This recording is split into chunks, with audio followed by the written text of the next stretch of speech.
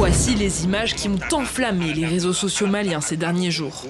Dans cette vidéo, un homme invective l'islam et ses fidèles.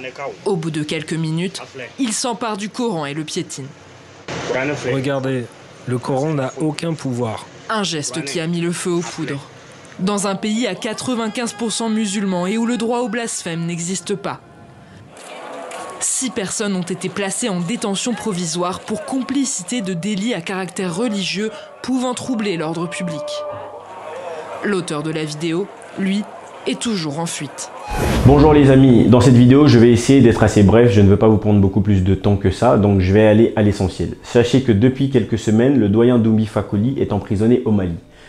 Alors, retenez bien qu'il est emprisonné au Mali par le simple fait qu'il est kémite. Donc le simple fait que cet homme soit kémite et qu'il soit porteur d'une grande voix fait de lui prisonnier aujourd'hui au Mali.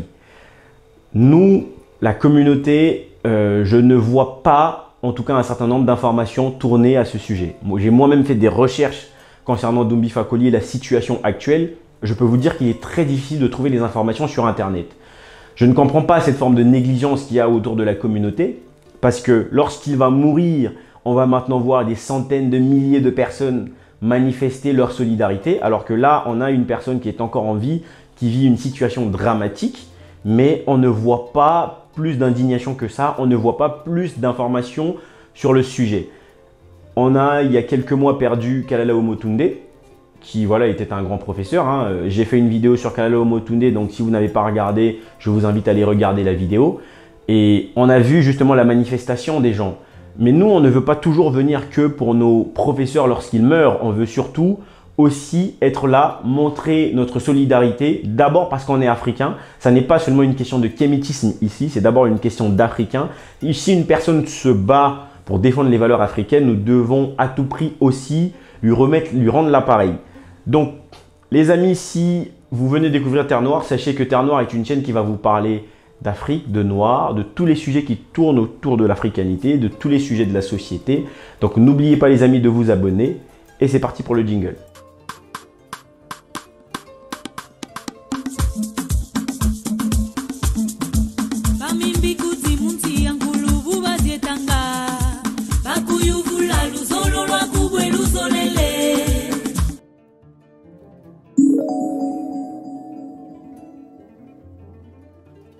Premièrement les amis, je tiens à vous dire que je ne connaissais pas Doumbi Fakoly plus que ça. J'ai regardé quelques vidéos de Doumbi Fakoly il y a quelques années maintenant. Je suis parfois par hasard tombé sur ces vidéos. Je sais ce que fait l'homme, mais en réalité je ne suis jamais rentré en profondeur. Je vous dirais même que je n'ai jamais lu de livre de Doumbi Fakoly. Mais maintenant que la situation est dramatique, je me rends compte que je dois quand même comprendre l'auteur en profondeur. Vous allez comprendre de toute façon pourquoi je dis tout ça. Par exemple, Nusere Kalala Omotunde est une personne que voilà, j'ai beaucoup regardé, j'ai beaucoup suivi, j'ai lu quelques livres, donc je comprends un peu plus en profondeur Nusere Kalala Omotunde que Doumbi Fakoly. Néanmoins, Doumbi Fakoly, voilà, c'est une personne que j'admire. Dans tous les cas, nous devons d'abord admirer nos professeurs et les respecter, même si je ne partageais pas forcément à 100% toute sa vision des choses. Donc Doumbi Fakoly est né au Mali le 1er janvier 1944. Alors, pour les gens qui savent, normalement le 1er janvier est une date importante pour les Noirs. Donc, normalement, vous êtes censé le savoir. Allez, je vous laisse 5 secondes, dites-moi en commentaire, c'est une date importante pour les Noirs, pourquoi? Alors, pour celles et ceux, bien sûr, en commentaire, hein, ça sert à rien de mentir, le but c'est surtout d'être honnête et de me dire qu'est-ce qu'il y a trouvé.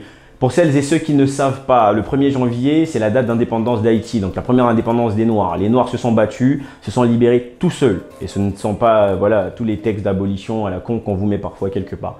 Bon allez, revenons au sujet pour être sérieux. Donc Doumbi Fakoly, il est né au Mali, il grandit au Sénégal et ensuite il est parti faire ses études supérieures en France. Donc il fait des études de comptabilité. En 1983, il décide de retourner au Mali, où il écrit d'ailleurs son premier livre. Et aujourd'hui, Doumbi Fakoly compte une trentaine, je dirais même, voire une quarantaine de livres. Et c'était un conférencier, enfin c'est un conférencier et un écrivain aujourd'hui.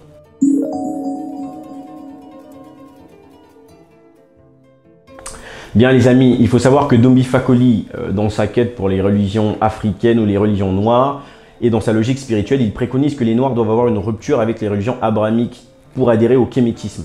Alors, les religions abrahamiques, ce sont le christianisme, l'islam, le judaïsme qui sont majoritaires en Afrique. Il est donc contre ces pratiques de ces religions clairement qui ont pour origine que des actes barbares.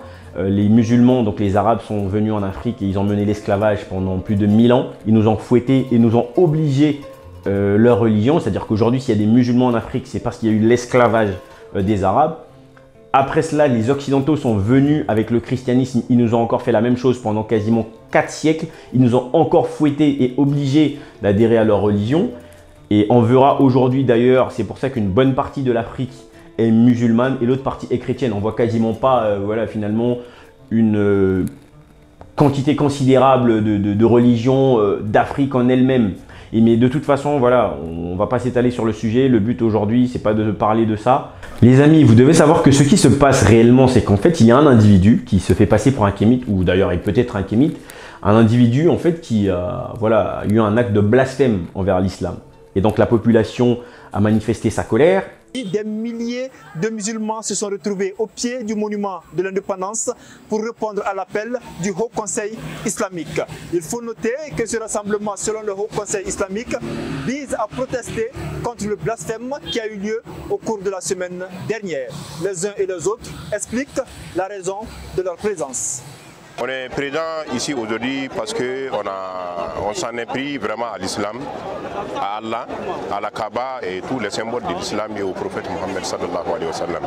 Et nous sommes là pour vraiment protester, montrer notre mécontentement et dire plus jamais ça au Mali. Je suis là parce que c'est un appel qui a été lancé à l'endroit de tous les musulmans de manifester leur mécontentement par rapport à ce qui se passe. Le doyen Doumbi Fakoly a donc dit quelques mots là-dessus, sur le sujet.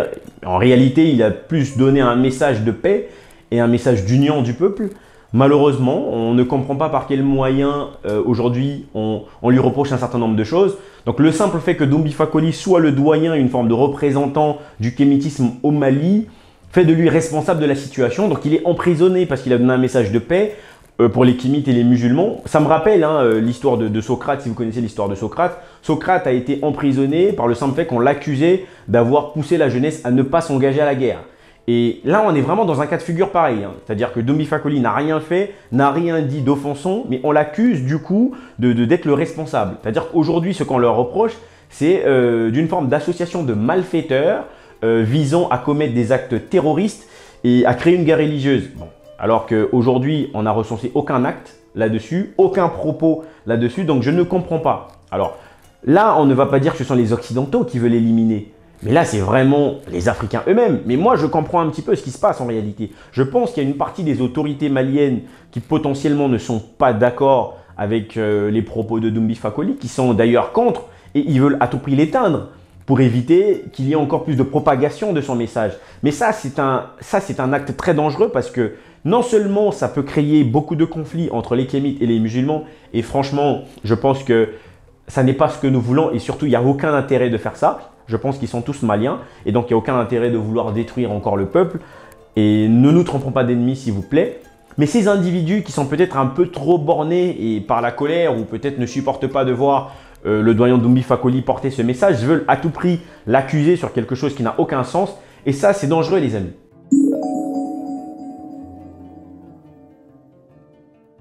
Les amis, je ne pense pas que la méthode utilisée par la justice malienne aujourd'hui soit la meilleure. La situation est déjà chaotique au Mali. Il y a déjà une situation géostratégique qui est très compliquée, une situation politique et économique qui est très compliquée. Je ne comprends pas le fait de vouloir emmener des conflits religieux dans un état où c'est déjà assez compliqué. Nous avons tous été avec Assimi Goïta lorsqu'il a pris le contrôle du Mali. Aujourd'hui, il est président. Et j'espère vraiment que ces autorités vont vraiment réfléchir à ce qu'ils sont en train de faire parce que le message qu'ils sont en train d'envoyer aujourd'hui pour les autres populations africaines est un message très très négatif. C'est de se dire que finalement, nous sortons de l'emprise de l'Occident, mais malheureusement, nous restons dans l'aliénation spirituelle et religieuse en quelque sorte. Parce que là, c'est une forme d'aliénation de croire qu'en fait, les kémites sont des ennemis des musulmans ou en tout cas de vouloir créer un conflit entre les deux. Je serai la première personne, si je vois aujourd'hui Doumbi Fakoly avec des preuves attestées voulant commettre un acte terroriste, je serai la première personne à condamner cela. Mais en tout cas, aujourd'hui, de voir une personne arrêtée sans raison, désolé de vous le dire, mais c'est du mépris de la part de la justice malienne. Il faut savoir que le Mali est un État musulman, donc par définition, c'est une justice musulmane. Donc aujourd'hui, je ne comprends pas ce mépris et j'espère que ça va s'arrêter et qu'ils vont prendre des décisions avec sagesse. Qu'ont-ils commis comme infraction? En réalité, rien. Je vous dis, les dossiers sont vides. On a eu le temps de les parcourir, il n'y a rien dans les dossiers. Alors, que font-ils en prison? C'est la question qu'on se pose. Qu'est-ce qu'ils font en prison? Je pense que toutes ces situations doivent être connues de tous et de toutes. Parce que si on laisse dans l'ombre ces abus, si on laisse dans l'ombre ces actes indignes, je pense que c'est la voie ouverte à quelque chose de plus grave que ça. Ici, il y a 5 personnes en prison dans des conditions insoutenables et qui y sont entrées pour des raisons qui sont pour l'instant kafkaïennes. Aucun élément juridique ne justifie le maintien en détention provisoire de ces 5 personnes, que sont le doyen et les 4 aux jeunes kamites. Les amis, n'oubliez jamais ça, nos ancêtres se sont battus pour nous, pour que nous puissions vivre en homme libre. Aujourd'hui, vous voulez tuer vos propres frères pour des questions religieuses.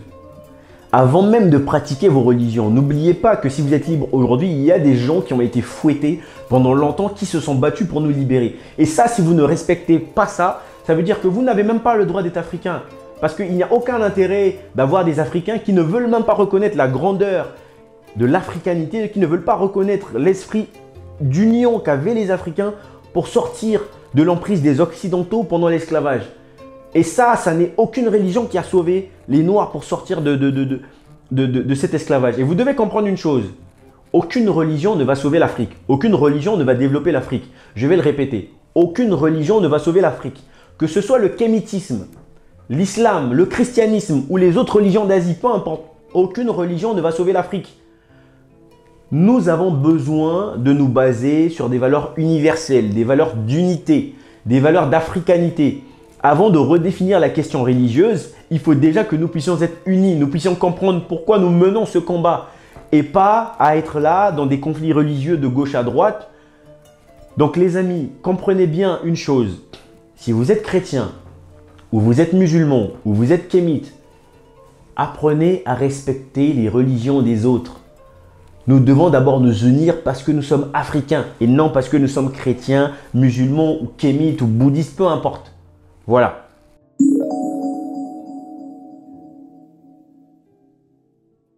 Vous devez partager cette vidéo. C'est ce que nous devons faire dans un premier temps. Tout le monde doit être informé de la situation. Si vous venez de découvrir que voilà, Doumbi Fakoly est emprisonné, et aussi peut-être même vous ne connaissiez pas qui était Doumbi Fakoly. D'ailleurs, je vais laisser un certain nombre de ses livres dans la description, comme ça vous permettra de lire un petit peu l'écrivain aussi, donc Doumbi Fakoly. Donc partagez cette vidéo au maximum. Et aujourd'hui, moi, je n'ai pas de lien direct avec une organisation quelconque de Doumbi Fakoly. Nous avons vu un certain nombre de vidéos de son avocat, en tout cas la personne qui se proclame en tant que son avocat sur Internet. Et donc, si vous avez plus d'informations, n'hésitez pas à nous contacter sur notre Instagram. Voilà, moi, je peux relayer à mon niveau, mais essayez surtout aussi de partager pour que cette information arrive aux personnes qui ont beaucoup plus de voix que moi, pour que nous puissions trouver des moyens de nous organiser. Je ne veux pas vous dire ici directement ce que nous devons faire, parce que je n'ai pas de contact direct avec les personnes qui sont avec Doumbi Fakoly. Comme je vous le disais au début, je ne connais pas Doumbi Fakoly, mais ça n'est pas parce que je ne le connaissais pas plus que ça que je ne dois pas montrer ce signe de solidarité. Ce n'est pas parce que vous n'êtes pas kémite que vous ne devez pas montrer ce signe de solidarité. Nous devons d'abord mettre en avant notre africanité. Donc soyez solidaires, likez la vidéo, partagez-la et faites des recherches d'informations.